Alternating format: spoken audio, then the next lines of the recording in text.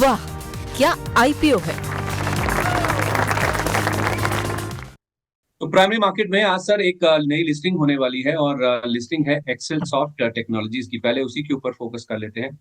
120 रुपए का issue price है सर और 500 करोड़ रुपए का इशू था। 180 करोड़ रुपए कंपनी को मिले, 320 करोड़ का ओएफएस वाला पार्ट था।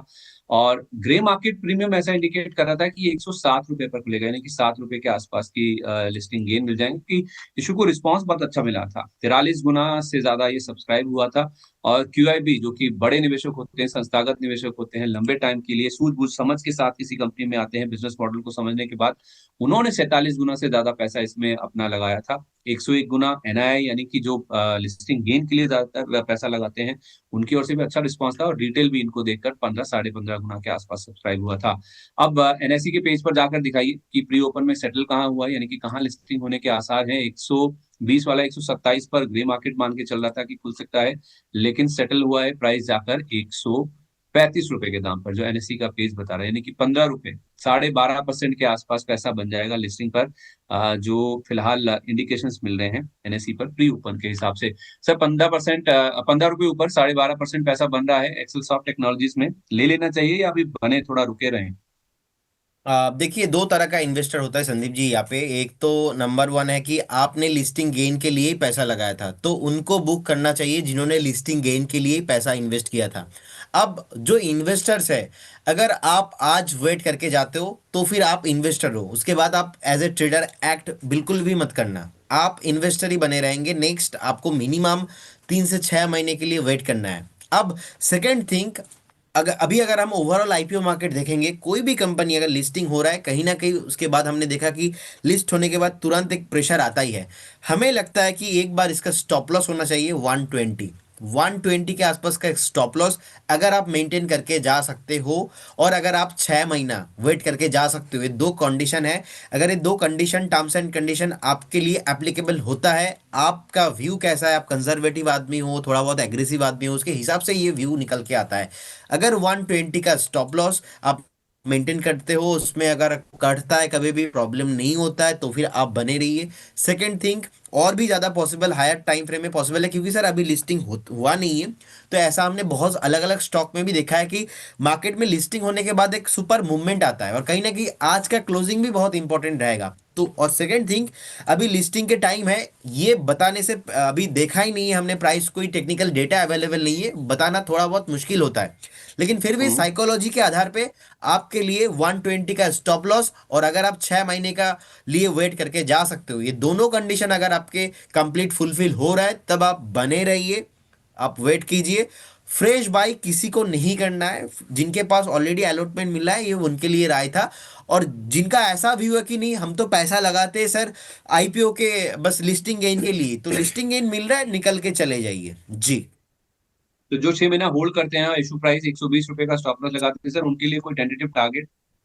देखिए, अभी एक बार ना संदीप जी, हमें लगता है कि लिस्टिंग होना बहुत ही इंपॉर्टेंट रहेगा। मैं आपको पहले स्टॉप लॉस इसलिए दे रहा हूं क्योंकि आपको लॉस ज़्यादा होना नहीं चाहिए। टारगेट में आपको 145 150 का टारगेट मिल सकता है, क्योंकि अभी लिस्टिंग हुआ नहीं। तो फर्स्ट वाला जो मोमेंटम है, वो मोमेंटम के लिए हम एक बार वेट करेंगे। एक बार रिव्यू करना चाहिए आपका लॉस्ट। अगर आप पहले से जान लोगे तो प्रॉफिट कहीं पे भी आप प्रॉफिट बुकिंग कर सकते हो। तो मुझे लगता है कि एक बार रिव्यू करना बहुत इंपॉर्टेंट है बाद में।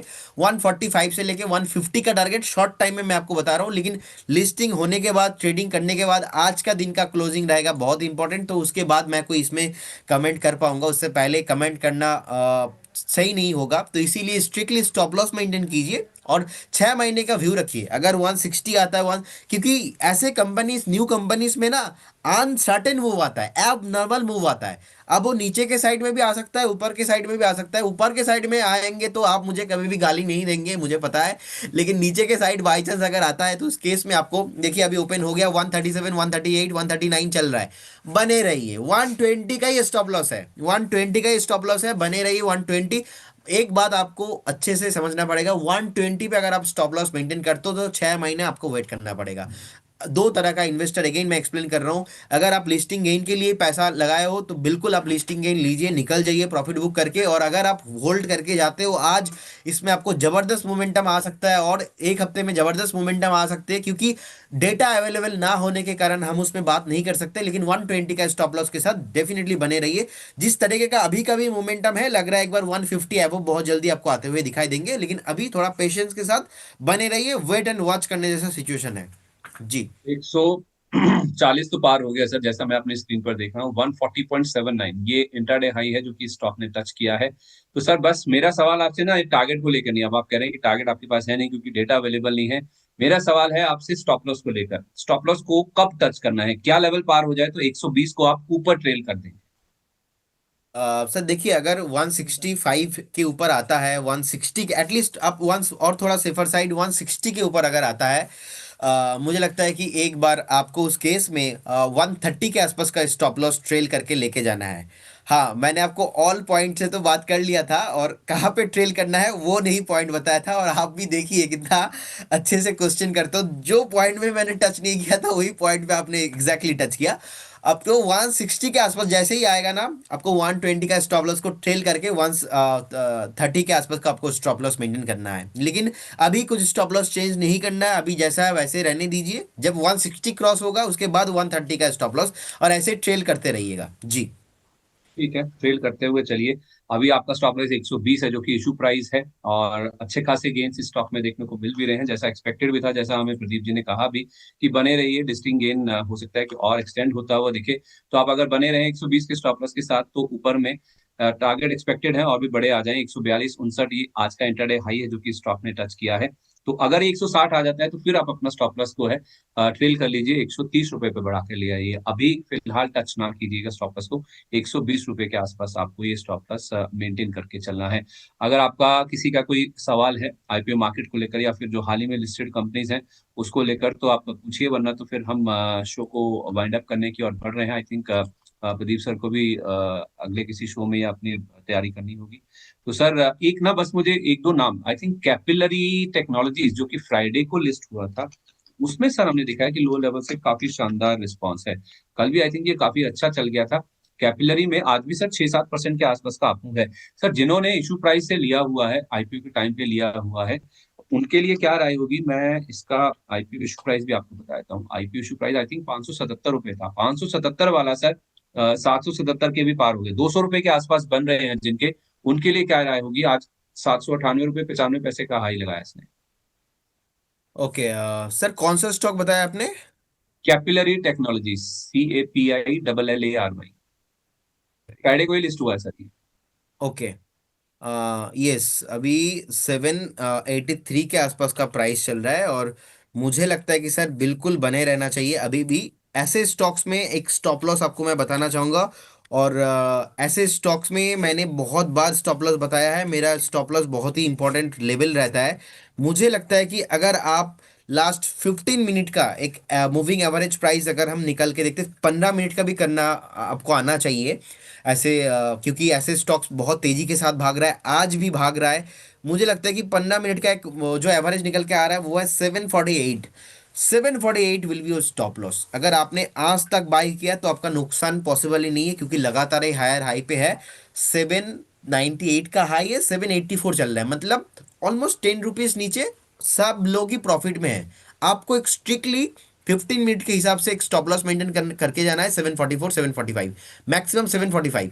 745 में एक स्टॉप लॉस मेंटेन कीजिए, बने रहिए। फ्रेश बाई नहीं करना है क्योंकि लगातार भाग रहा है, करेक्शंस नहीं आया है। करेक्शंस आता है तो उस टाइम पे एक बार हम देखेंगे, और अभी कुछ नहीं करना है जी। अभी बने रहिए। अगर आप ठीक बने है सर, रहते एक हो आखिरी। 740 के स्टॉप लॉस के साथ, तो फिर मुझे लगता है कि एक बार आपको 825, 840 तक भी प्राइस मिल सकता है। उस केस में आपको स्टॉप लॉस को भी ट्रेल करना चाहिए। उस केस में अगर 820 को क्रॉस करता है, उस केस में आपको 745 से स्टॉप लॉस को ट्रेल करके आपको 785 के आसपास मेंटेन करना चाहिए। लेकिन अभी फ्रेश बाई नहीं करना चाहिए। तो मैंने आपको दोनों सिनारियो बताया। अगर 745 में भी स्टॉप लॉस हिट होता है तो भी आपका नुकसान नहीं होगा, क्योंकि आप ऑलरेडी प्रॉफिट में हो। और जिनका भी बाइंग अभी 781, 770 आसपास हो रहा है, you have to very clear about that. 745 में आपको एक स्टॉप लॉस मेंटेन करना है। ब्रेक होता है निकल जाना है, क्वांटिटी ज्यादा नहीं करना है। ठीक है, ओके, परफेक्ट है। जेएसडब्ल्यू इंफ्रा को लेकर बहुत सवाल आ रहे हैं सर। एक आखिरी सवाल ले रहा हूँ सुजीत कुमार गुप्ता जी का, जिन्होंने सुपर चैट के जरिए हमें 40 रुपए भेजे भी हैं। कह रहे हैं सर जेएसडब्ल्यू इंफ्रा 320 पर लिए 320 का बाइंग प्राइस है इनका, 220 शेयर है इनके पास। पूछ रहे हैं कि क्या करें सर। और भी कई सारे दर्शकों के सवाल आ रहे हैं जेएसडब्ल्यू इंफ्रा को लेकर। सर मुझे लगता है कि बने रहना चाहिए, जिनके पास पोजीशन है बने रहिए। 270 के आसपास का भी प्राइस है। आप 255 का एक स्टॉप लॉस मेंटेन कीजिए, इसमें फंडामेंटली वैल्यू है। 255 के आसपास एक स्टॉप लॉस मेंटेन कीजिए। 270 अभी चल रहा है। फ्रेश बाई नहीं करना, जिनके पास ऑलरेडी पोजीशन है आप ही बने रहिए। ग्लोबल संकेतों के दम पर कैसे खुलेंगे हमारे बाजार, क्या कह रही हैं खबरें और ब्रोकरी रिपोर्ट्स, किन शेयरों में बनेगा पैसा, बाजार खुलने के बाद क्या खरीदें, किन शेयरों को करें पोर्टफोलियो से बाहर, कैसा रहा बाजार का दिन भर का कारोबार, कैसे तैयार करें कल के बाजार की स्ट्रैटेजी। इन सब सवालों के जवाब जानिए मेरे साथ ओपनिंग बज और क्लोजिंग बज में इन वक्त पर सिर्फ मनी 9।